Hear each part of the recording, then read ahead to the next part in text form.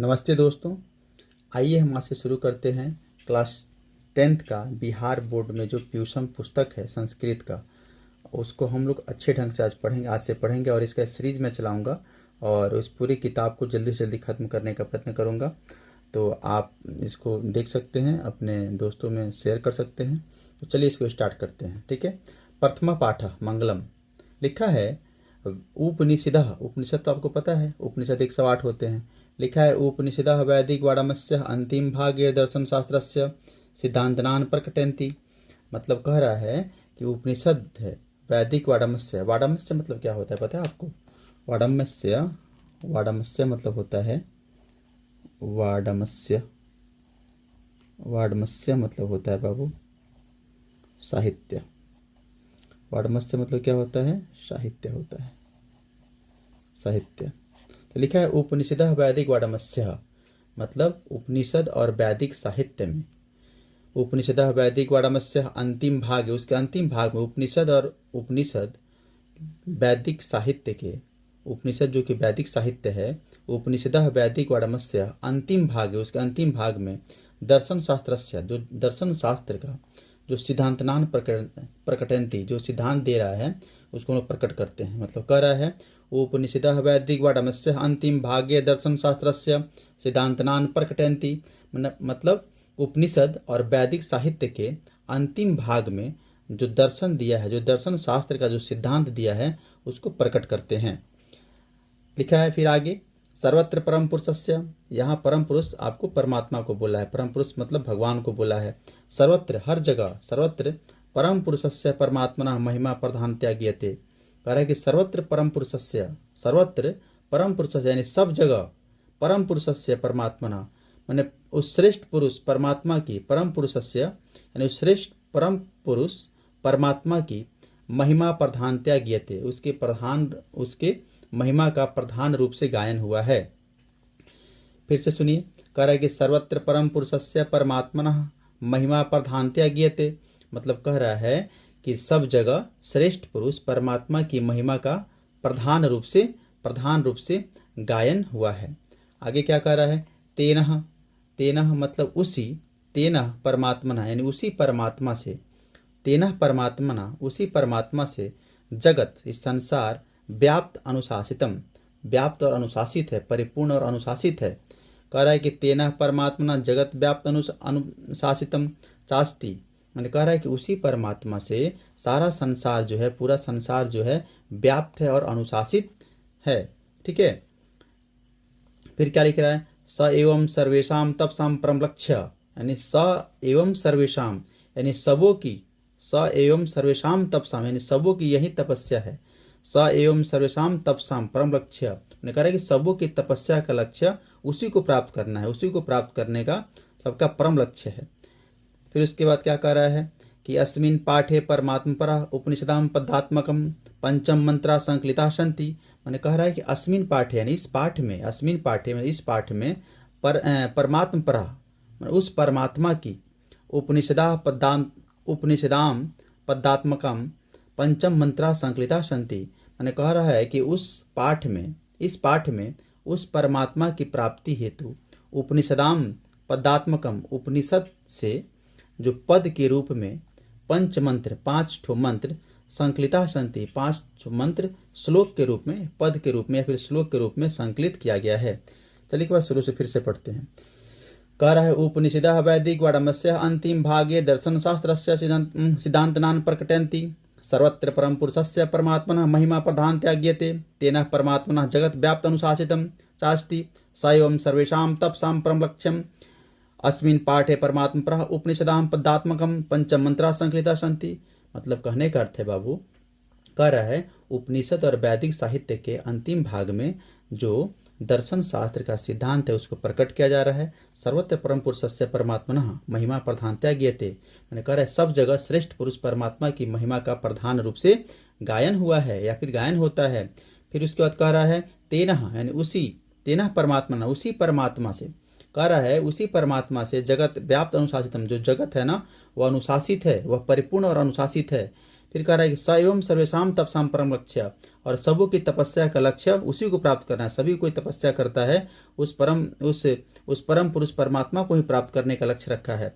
स एवं सर्वेशाम तपसाम परम लक्ष्य, यानी सबों की तपस्या का लक्ष्य उसी को प्राप्त करना है। उसके बाद क्या कर रहा है, अस्मिन पाठे, इस पाठ में उस परमात्मा, अस्मिन पाठे परमात्मा उपनिषदाम पद्मात्मकम पंचमंत्रा संकलिता सन्ति, मैंने कह रहा है इस पाठ में उस परमात्मा की प्राप्ति हेतु उपनिषद के पद के रूप में 5 मंत्र संकलित यहाँ पे है, श्लोक के रूप में या फिर पद के रूप में संकलित है।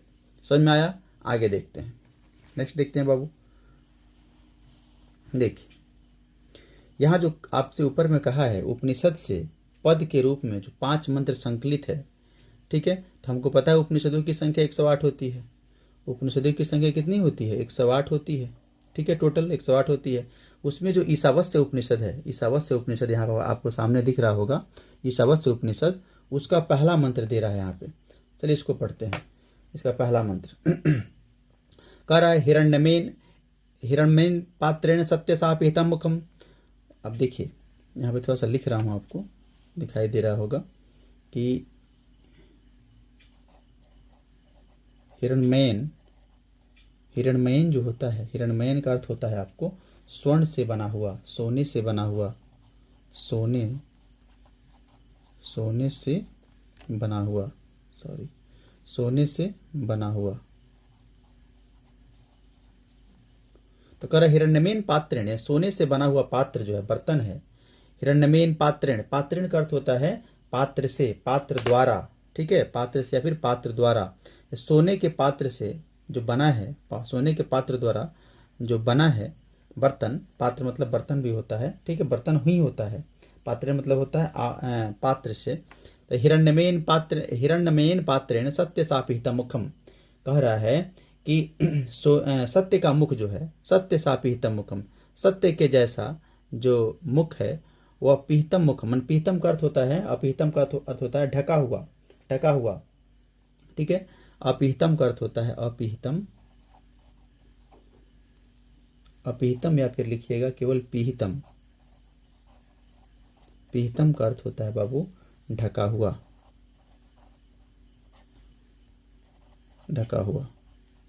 कह रहा है हिरण्यमेन पात्रेण सत्य सापिहितम मुखम, कह रहा है कि सत्य का मुख सोने जैसे पात्र से ढका हुआ है। हिरण्यमेन पात्रेण सत्य सापिहितम मुखम, जो सोने का जो बना हुआ है ना पात्र, जो बर्तन बना हुआ है बर्तन, वह सत्य सापिहितम मुखम, जो सत्य का जो मुख है, मुखम जो ढका हुआ है। हिरण्यमेन पात्रेण सत्य सापिहितम मुखम, इसका अर्थ है सत्य का मुख जो है सोने जैसा आवरण से ढका हुआ है। हिरण्यमेन पात्रेण सत्य सापिहितम मुखम।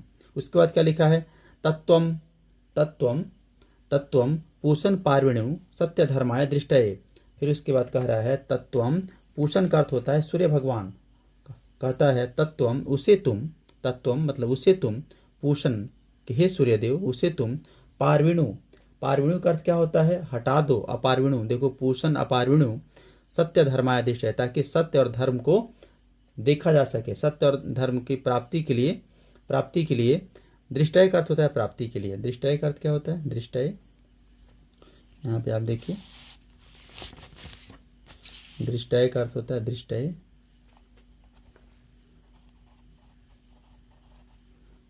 का अर्थ होता है प्राप्ति के लिए,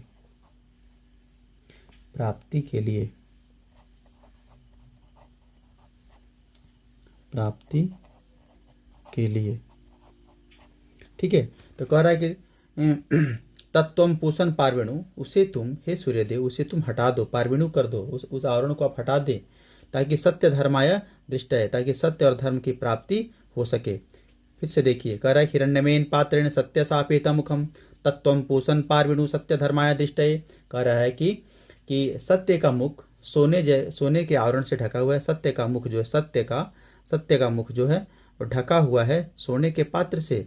कि तत्वम पूषण पार्विणु, हे देव, हे प्रभु, हे सूर्यदेव, कि आप उसे सत्य और धर्म के प्राप्ति के लिए, सत्य और धर्म के प्राप्ति के लिए, दृष्टय का अर्थ होता है प्राप्ति के लिए आप उसे पार्विणु कर दो, हटा दीजिए। यह ईशावास्य उपनिषद से यह लिया गया है। उसके बाद देखते हैं, फिर उसके बाद क्या कह रहा है, अणुअणियान महतो महियान। अणुअणियान का अर्थ होता है छोटे से छोटा और महतो महियान का अर्थ होता है बड़े से बड़ा। कहता है अणु अणियान महतो महियान आत्मस्य जंतो निर्हितो गुह्याम। मैंने कह रहा है कि छोटे से छोटा और बड़े से बड़ा आत्मस्य आत्मा का, छोटे से छोटा और बड़े से बड़ा आत्मा का जंतो निर्हितो गुह्याम। गुह्याम का अर्थ क्या होता है, देखो यहाँ पे मेरे प्यारे बच्चों, देखो यहाँ पे गुह्याम का अर्थ क्या होता है। गुह्याम, गुह्याम का अर्थ जो होता है, संस्कृत में एक शब्द के बहुत सारे अर्थ निकलते हैं। तो गुह्याम का अर्थ होता है आंतरिक स्थान, आंतरिक स्थान, या फिर कह सकते हैं हृदय में।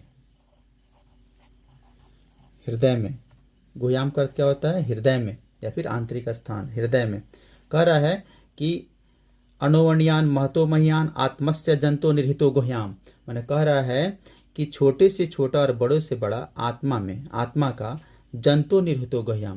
मैंने कह रहा है कि जो जंतु है, जो जंतु या मनुष्य को कह रहा है कि मनुष्य के हृदय रूपी गुफा में, कह रहा है कि मनुष्य के आत्मस्य जंतो निर्हितो गुह्याम। मैंने कह रहा है, या जंतु कह रहा है मनुष्य को कि मनुष्य के जो हृदय में, जो मनुष्य के हृदय रूपी गुफा में आत्मस्य जंतो निर्हितो गुह्याम, मनुष्य के हृदय रूपी गुफा में छोटे से छोटा और बड़े से बड़ा महान आत्मा विद्यमान है। कह रहा है अणुअणियान महतो महियान आत्मस्य जंतो निर्हितो गुह्याम। ठीक है, मतलब मनुष्य के हृदय रूपी गुफा में छोटे से छोटा और बड़े से बड़ा, यानी अणु से भी छोटा और महान से भी महान, ऐसे कह सकते हैं। अणु से भी छोटा यानी छोटे से छोटा और महतो महियान मतलब बड़े से भी बड़ा आत्मा जो है, आत्मस्य जंतो निर्हितो गुह्याम, यानी मनुष्य के जंतु के हृदय रूपी गुफा में आत्मा का वास होता है, आत्मा विद्यमान है, चाहे जंतु छोटा हो या फिर बड़ा हो। ठीक है, तो उसके बाद देखिए क्या लिखता है तमः क्रतु। तमः क्रतु का अर्थ होता है कम ज्ञान वाला व्यक्ति। तमः क्रतु पश्यति, कम ज्ञान वाला व्यक्ति भी इसे देखता है तो वित्त शोके, वह शोक रहित हो जाता है, उसको अब कोई शोक नहीं रहता है। तमः क्रतु पश्यति वित्त शोके, अगर कम ज्ञान वाला व्यक्ति भी उसे देखता है, पश्यति, तो वित्त शोके, वह जो है शोक रहित हो जाता है। उसके बाद क्या लिखा है, धातु प्रसादा, धातु प्रसादनम महिमाम आत्मना। अब इसको देखिएगा, धातु थोड़ा सा और ऊपर कर दे रहा हूँ, धातु यहाँ से देखिए, ठीक है, ताकि मुझे लिखने में ठीक रहे। धातु प्रसादा, धातु प्रसादा, प्रसादन महिमान, महिमान मात्मना, मात्मना। कितना बड़ा सेंटेंस लिखा है, धातु प्रसादनम महिमान आत्मना। अब धातु का यहाँ अर्थ देखिए, तो धातु मतलब मेटल तो होता ही है धातु, लेकिन यहाँ जो है धातु का अर्थ, धातु मतलब ईश्वर भी होता है। धातु का अर्थ होता है ईश्वर, धातु का अर्थ ईश्वर होता है। अब प्रसाद का अर्थ कृपा होता है। ठीक है, प्रसाद मतलब कृपा भी होता है, आपको पता होगा। धातु प्रसाद तो यानी ईश्वर की कृपा, ईश्वर की कृपा। कह रहा है कि धातु प्रसादनम महिमाम आत्मनः, माने ईश्वर की कृपा से आत्मा की महिमा का, महिमान आत्मना माने आत्मा की महिमा का अनुभव होता है। इसको ऐसे लिखेंगे, इसको कि इस पूरे जो यहाँ पे जो पूरा जो दिया है, धातु प्रसाद महिमान आत्मना, इसका अर्थ होता है ईश्वर की कृपा से, यानी ईश्वर की कृपा से, ईश्वर की प्रसाद से, कृपा से महिमान आत्मना माने आत्मा की महिमा का अनुभव होता है, आत्मा की महिमा का अनुभव होता है, आत्मा की महिमा का अनुभव होता है, महिमा का अनुभव होता है, ऐसे लिख दीजिए, अनुभव होता है। ठीक है, होता है। चलिए इसको फिर से पढ़ते हैं। यहाँ पे अणुअणियान महतो महियान आत्मस्य जंतो निर्हितो गुह्याम तमः कर्तु पश्यति वित्त शोके धातु प्रसादनम महिमा आत्मनः। मैंने कह रहा है कि छोटे से छोटा और बड़े से बड़ा जो आत्मा है वह मनुष्य के हृदय रूपी गुफा में वास करता है। तमः क्रतु, और कम ज्ञान वाला व्यक्ति, कम नॉलेज वाला व्यक्ति, यानी जब उसे पश्यति, जब उसे देखता है तो वित्त शोक है, वह भी जो है शोक रहित हो जाता है, शोक से मुक्त हो जाता है, उसको भी कोई शोक नहीं होता है। तब यह जान जाता है कि सभी मनुष्य के हृदय रूपी गुफा में आत्मा, जो परमात्मा रूपी आत्मा है वह निवास करता है। तो कम ज्ञान वाला व्यक्ति जब उसे देखता है तो शोक रहित हो जाता है। और ऐसा कब प्राप्त होता है? धातु प्रसादनम महिमान आत्मना, माने ईश्वर की कृपा से इस आत्मा के महिमा का, ईश्वर की कृपा से इस आत्मा के महिमा का अनुभव किया जाता है। ठीक है, अगर ईश्वर की कृपा हो जाए तो कम ज्ञान वाला व्यक्ति भी इसे देखकर बिल्कुल शोक रहित हो जाता है। नेक्स्ट देखते हैं, यह जो आप लोग पढ़ रहे हैं अनोअणियान महतोमह्यान, यह एक दूसरा उपनिषद है, कठ उपनिषद, उससे लिया गया है। जो प्रथम श्लोक है, जो प्रथम पद है, जो प्रथम मंत्र है, हिरण्यमेन पात्रेण सत्य सापिहिता मुखम, यह ईशावास्य उपनिषद का है। जो दूसरा है वह कठ उपनिषद का है। चलिए नेक्स्ट देखते हैं। यहाँ पे देखिए बाबू लिख रहा है इसमें कि सत्यमेव जयते नानिर्तम, यानी सत्यमेव जयते, सत्य की जीत होती है। भारत का राष्ट्रीय वाक्य है। अगर आपसे कोई पूछेगा कि भारत का राष्ट्रीय वाक्य कौन है तो कहिएगा सत्यमेव जयते, सत्यमेव जयते। तो कह रहे हैं कि सत्यमेव जयते, पूछता भी है कि भारत का राष्ट्रीय वाक्य जो है सत्यमेव जयते वह किस उपनिषद से लिया गया है, तो आप लोग कहेंगे मुंडक उपनिषद से। यानी पहला जो था ईशावास्य उपनिषद, जो दूसरा है वह कठ उपनिषद, जो तीसरा है वह मुंडक उपनिषद से। अब चलिए इसको पढ़ते हैं। सत्यमेव जयते नानिर्तम सत्येन पंथता विततो देवयानः येनाक्रमन्तो ह्याप्ति कामः यत्र तत्र सतस्य परम निधानम। अब इसका अर्थ समझते हैं। ठीक है, अब इसका हम अर्थ समझते हैं।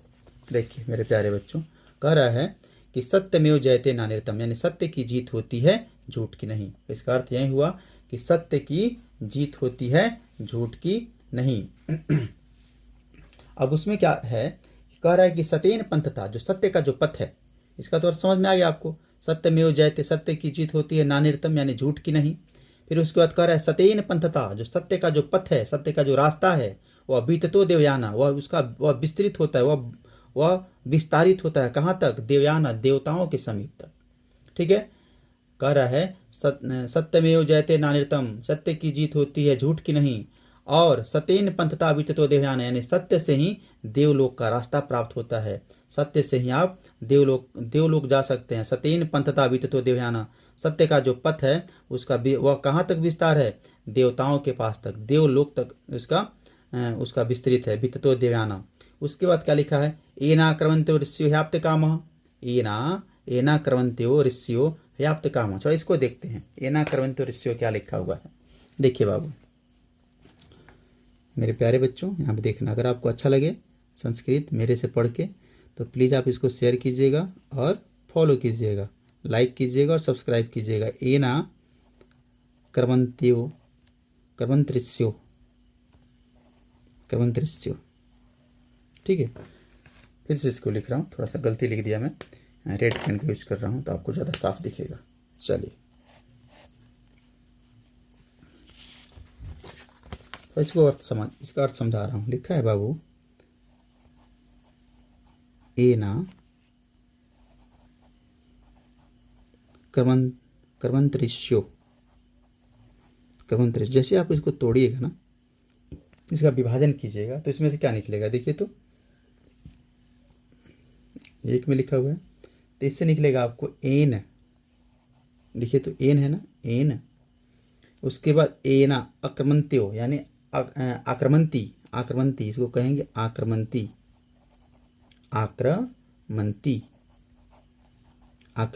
उसके बाद क्या लिखा है? ऋष्य हो, यानी ऋष्य। 3 शब्द से बना है, एना आक्रमन्ते ऋष्यो। अब ऐसे पढ़ना होगा तो ऐसे कहिएगा, एना आक्रमन्ते ऋष्यो या फिर एना आक्रमन्ते ऋष्यो। ठीक है, अब एन का अर्थ क्या होता है? एन का अर्थ होता है जिससे। एन का अर्थ क्या होता है मेरे प्यारे बच्चों? एन का अर्थ होता है जिससे। आक्रमंती का अर्थ क्या होता है? आक्रमंती का अर्थ होता है पहुंचना या फिर पहुंचते हैं। ठीक है, ऋषियों मतलब ऋषि। अब समझ में आ गया होगा। कह रहा है कि एना कर्मन्तो ऋष्यो याप्त कामाः। याप्त कामाः का अर्थ क्या होता है? याप्त कामा का अर्थ होता है कि कामनाओं को चाहते हैं। याप्त कामा का अर्थ आपके संस्कृत पुस्तक में, 1 मिनट देख रहा हूँ लिखा है कि नहीं, याप्त कामाः नहीं दिया है। तो याप्त कामा का अर्थ क्या होता है मैं आपको पढ़ के एक बार सुना दे रहा हूँ। उसके बाद फिर लिखा है एना कर्मन्तो ऋष्यो याप्त कामः यत्र तत्र सतस्य परम निधानम। यानी कह रहा है कि यत्र, यत्र मतलब होता है जहाँ, तत्र मतलब होता है वहीं, यत्र तत्, तत् मतलब होता है वहीं। लिख दूँ क्या? चलिए लिखो इसको थोड़ा सा और ऊपर। और यहाँ पे लिखा है यत्र, यत्र मतलब होता है जिस स्थान पर या फिर जहाँ, जहाँ। तत् मतलब होता है वहीं, तत् मतलब होता है, तत् का अर्थ होता है वहीं। सदस्य, सदस्य मतलब होता है सत्य का, सदस्य का अर्थ होता है सत्य का। उसके बाद लिखा है परम, परम का अर्थ होता है सर्वोच्च। परम का क्या अर्थ होता है? परम का अर्थ होता है, परम का अर्थ होता है सर्वोच्च। परम का अर्थ होता है बाबू सर्वोच्च। ठीक है, तो लिखा है इसमें परम का अर्थ होता है, आपको यहाँ पे लिख दिया हूँ सर्वोच्च। तो कह रहा है कि परम निधानम, निधानम मतलब होता है स्थान, निधान भंडार। निधानम का अर्थ होता है निधानम, निधान का अर्थ होता है बाबू भंडार। निधानम, निधानम का अर्थ होता है भंडार। ठीक है, तो आप लोग देखिएगा, इसको फिर से पढ़ते हैं कि कि सत्यमेव जयते नानिर्तम, सत्य की जीत होती है झूठ की नहीं। फिर उसके बाद कह रहा है कि सत्येन पंथता, जो सत्य का पथ है, विततो देवयाना, उसका विस्तार कहाँ तक है? देवलोक तक का है। फिर कह रहा है कि एना एना कर्मन्तो ऋषि व्याप्त कामा, यानी जिससे पहुँचते हैं ऋषि लोग। यानी कह रहा है कि ऋषि लोग देवलोक को प्राप्त करने के लिए, फिर ऐसे कह सकते हैं एना कर्मन्तो ऋषि व्याप्त कामा, कि यही कामा मतलब कामना करना, कि जो ऋषि लोग हैं ना, ऋषि लोग देवलोक को प्राप्त करने के लिए यही कामना करते हैं। फिर उसके बाद क्या कर रहा है? यत्र तत् सतस्य परम निधानम, मैंने कह रहा है कि जहाँ पर, जहाँ वहीं सत्य का परम निधान है, परम भंडार है, परम भंडार है। चलिए इसको एक बार और पढ़ते हैं। ठीक है मेरे प्यारे बच्चों, फिर से देखिए, सत्यमेव जयते नानिर्तम, सत्येन पंथता विततो देवयाना, येना कर्मन्तो ऋष्यो ह्याप्त कामः यत्र तत्र सतस्य परम निधानम। कह रहा है कि सत्य की जीत होती है झूठ की नहीं, और सत्य से ही देवलोक का रास्ता प्राप्त होता है। ऋषि लोग, जिससे ऋषि लोग भी है, ऋषि लोग देवलोक को प्राप्त करने के लिए उसी सत्य को प्राप्त करते हैं जहाँ सत्य का पूरा भंडार है, जहाँ सत्य का पूरा भंडार है। ठीक है, यह जो है पहला आपने क्या पढ़ा? ईशावास्य उपनिषद जो हिरण्यमेन पात्रेण था। उसके बाद अनोअणियान महतो महियान वाला जो है वह कठ उपनिषद से है। तीसरा जो आपने पढ़ा सत्यमेव जयते नानिर्तम, यह जो है मुंडक उपनिषद से है। उसके बाद देखिए उसके बाद क्या लिखा है, उसके बाद क्या लिखा है, उसके बाद जो मंत्र है वो भी मुंडक उपनिषद से है, वो भी जो है मुंडकोपनिषद से है, मुंडकोपनिषद से। कह रहा है यथा नदम यथा नदः सेंदमानः समुद्रे, यथा नदा जिस प्रकार, यथा जिस प्रकार, नदा मतलब नदियाँ, सेंदमाना, सेंदमाना माने यथा नदा सेंदमाना समुद्रे, माने जिस प्रकार। अब सेंदमाना का आपकी किताब में दिया है, सेंदमाना का अर्थ होता है प्रवाहित होती हुई। सेंदमाना का अर्थ होता है, सेंदमाना का अर्थ होता है प्रवाहित होती हुई, प्रवाहित होती हुई, प्रवाहित होती हुई। सेंदमाना का अर्थ होता है प्रवाहित होती हुई। ठीक है, तो इसमें कह रहा है कि यथा नदः सेंदमानः समुद्रे, जिस प्रकार नदियाँ बहती हुई, जिस प्रकार नदियाँ बहती हुई समुद्र में मिल जाती है। अस्त गच्छन्ति नाम रूपे विहाय, मैंने कह रहा है कि अस्त माने अस्त हो जाती है, डूबते हुए, गच्छन्ति मतलब जाते हैं, डूबते हुए जाते हैं नदी। और नाम रूपे विहाय, नाम रूपे मतलब अपने नाम और रूप को, विहाय का अर्थ होता है त्याग कर। विहाय का अर्थ क्या होता है? त्याग कर। विहाय का अर्थ होता है बाबू त्याग कर। विहाय, विहाय का अर्थ होता है त्याग कर। ठीक है, मतलब यथा नदा संदमाना समुद्रे, जिस तरह नदी जो है, जिस प्रकार नदी जो है सेंदमाना समुद्रे, जिस तरह प्रवाहित होती हुई समुद्र, सेंदमाना मतलब प्रवाहित होती हुई, समुद्र मतलब समुद्र को मिल जाती है। अस्ता गच्छन्ति, अस्ता का अर्थ होता है अस्तम, अस्तम का अर्थ होता है अस्त की ओर है, डूबते हुए, गच्छन्ति जाती है, डूबते हुए जाती है नदी, और नाम रूप है, अपने नाम और रूप को विहाय माने त्याग देती है। कहता जिस तरह नदी जो है प्रवाहित होते हुए समुद्र में डूबते हुए जाती है और अपने नाम रूप को त्याग देती है। फिर उसके बाद कह रहा है तथा विद्वान नाम रूपाद विमुक्ते, फिर कह रहा है कि तथा ठीक वैसे ही विद्वान लोग जो है, विद्वान हम नाम रूपाद यानी नाम, अपने नाम और रूप को से विमुक्त हो जाते हैं। विमुक्तम, अगर मैं लिख दूं ऐसा, नाम रूपम विमुक्तम, देखो यहाँ पे नाम रूपाद विमुक्तम लिखा है ना, नाम रूपाद विमुक्तम, नाम रूपाद विमुक्तः लिखा है ना, तो इसका अर्थ होता है नाम और रूप के बंधन से, नाम और रूप के बंधन से विमुक्त हो जाना। कह रहा है उसी तरह विद्वान लोग जो है अपने नाम और रूप से विमुक्त हो जाते हैं, इस बंधन से मुक्त हो जाते हैं। फिर क्या लिखा है, परात परम पुरुष मुहपैति दिव्यम। अब देखो परात परम का अर्थ होता है जो सबसे ऊपर हो, परात परम का अर्थ होता है बाबू, परात परम का अर्थ होता है जो सबसे ऊपर हो, जो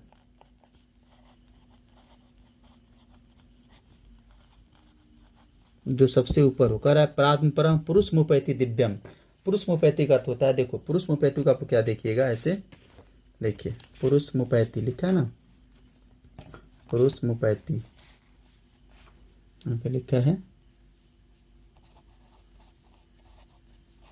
पुरुष मुपैति, थोड़ा सा इसको तोड़ के देखेंगे तो आप समझ में आ जाएगा पुरुष मुपैति को। ठीक है, इसमें देखिए क्या लिखा है, पुरुषम उपैति, यानी इसको तोड़ेंगे तो क्या हो जाएगा, पुरुषम उपैति। अब इसको एक साथ पढ़ेंगे आप लोग तो देखिए सेम वैसे ही आप लोग उसको बोल पाएंगे। पुरुषम उपैति यानी पुरुषम उपैति है ना, पुरुषम उपैति यानी पुरुषम और उपैति। तो यहाँ पुरुषम का क्या होता है, वह परम पुरुष जो है परमात्मा की बात कर रहा है, परमात्मा की, पुरुषम मतलब परमात्मा की। और उपैति का अर्थ क्या होता है, उपैति का अर्थ होता है मिल जाता है, उपैति का अर्थ मिल जाना, मिल जाता है।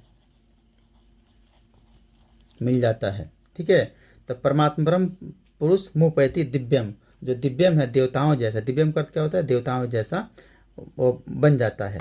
फिर से पढ़िए, लिखा है यथा नदा सेंदमाना समुद्रे, जैसे नदियाँ जो है सेंदमाना समुद्रे, सेंदमाना मतलब क्या बताया आपको, प्रवाहित होती हुई, सेंदमाना समुद्र में प्रवाहित होती हुई समुद्र में मिल जाती है। अस्ता गच्छन्ति,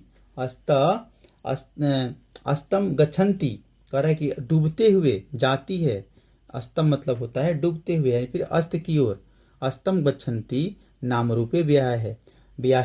फिर कह रहा है विहाय, तो कह रहा है अस्तम गच्छन्ति नाम रूपे विहाय, मतलब अस्त डूबते हुए गच्छ जाती है और अपने नाम रूप को त्याग देती है। तथा विद्वानम नाम रूपाद विमुक्तम, विद्वान लोग भी अपने नाम और रूप से विमुक्त होकर प्रात्म परम पुरुष मुपैति दिव्यम।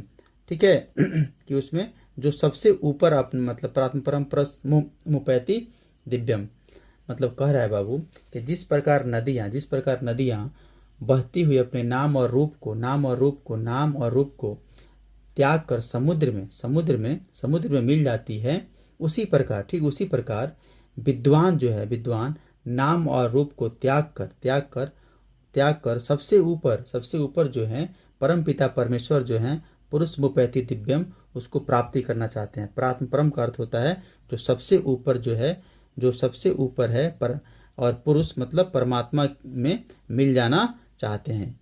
ठीक है, यह जो है मुंडक उपनिषद से। तो आपने देखा कि मुंडक उपनिषद से 2 है और एक कठ्न, यहाँ पे मैं देखिए आप लोग, पहला है आपको ईशावास्य उपनिषद से, दूसरा है कठ उपनिषद से और मुंडक उपनिषद से, और ये भी मुंडक उपनिषद से। 3 उपनिषद हम लोग पढ़ लिए, ईशावास्य, कठ उपनिषद और मुंडक उपनिषद। और जबकि 5 मंत्र संकलित है, मैंने 4 मंत्र पढ़ा, ईशावास्य उपनिषद से 1, कठ उपनिषद से 1, मुंडक उपनिषद से 2।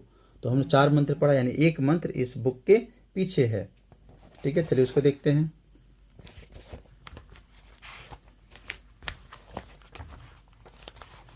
देखिए क्या लिखा है। लिखा है बाबू, लिखा है इसमें कि विदाहमितम पुरुषम महांतम, विदाहमितम पुरुषम महांतम, विदाहमितम पुरुषम महांतम आदित्यवर्णम तमसः प्रस्तातम त्वमेव विदित्वाति मृत्युमेति नान्यम पंथा विदते अन्यायन। ठीक है, अनाय। अब कह रहा है, यहाँ पे हम पढ़ेंगे, दूसरा पेज ले रहा हूँ आपको समझाने हेतु। चलिए, विदाहमितम का जो अर्थ होता है वो अर्थ होता है, जैसे हम लोग तोड़ के देखेंगे तो समझ में आ जाएगा। विदाहमितम, थोड़ा तोड़ के देखिए इसको, क्या लिखा है। लिखा है बाबू, विदाहमितम, विदाहमितम। ठीक है, तोड़िए इसको, क्या कहिएगा, वेदाहम, यानी इसको कहेंगे वेद जोड़ वेदाहम, अहम वेदाहम एतम। अब इसको पढ़िए तो आप, वेदाहम्यतम, वेद अहम्यतम। ठीक है ना, तो इसको ऐसे पढ़ते हैं, तो वेदाहम्यतम।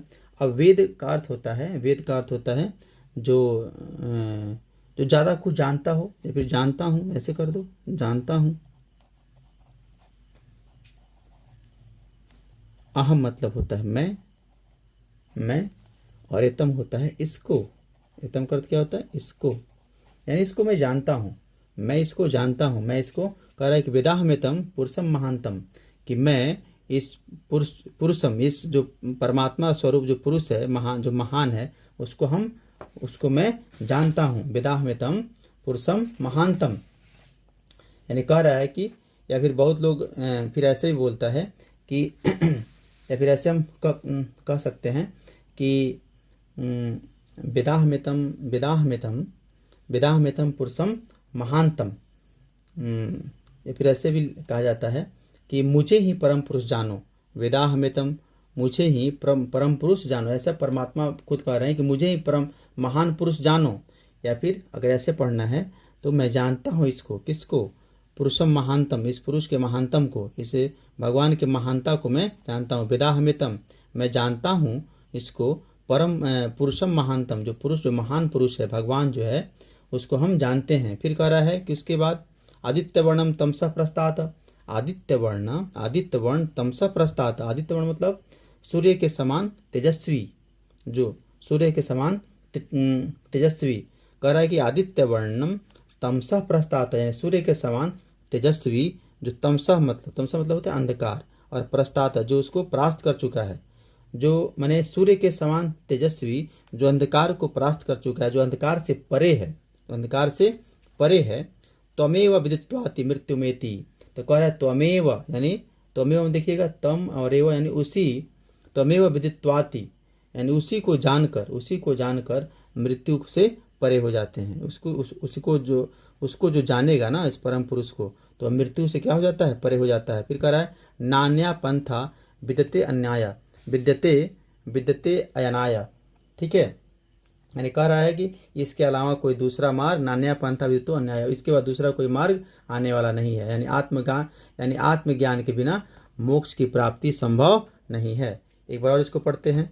कह रहा है कि वेदाहमेतम पुरुषम महांतम आदित्य वर्णम तमसः प्रस्तात त्वमेव विदित्वाति मृत्युमेति नान्या पंथा विदते अयनाय।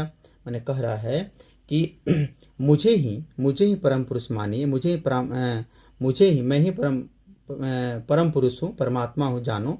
या फिर कहेगा कि मैं जानता हूँ इसको, परम पुरुष को, जो आदित्य वर्ण तमसः प्रस्तात, जो सूर्य के समान आभा वाला है, तेजस्वी है, जो तमसः प्रस्तात, जो अंधकार से परे है, जहाँ अंधकार की कोई अंधकार नामक कोई चीज़ नहीं है। फिर कह रहा है कि त्वमेव विदित्वाति मृत्युमेति, कह रहा है कि उसी को जानकर त्वमेव विदित्वाति मृत्युमेति, उसी को जानकर मृत्यु को प्राप्त किया जा सकता है, उसी को जानकर कि मृत्यु को प्राप्त किया जा सकता है।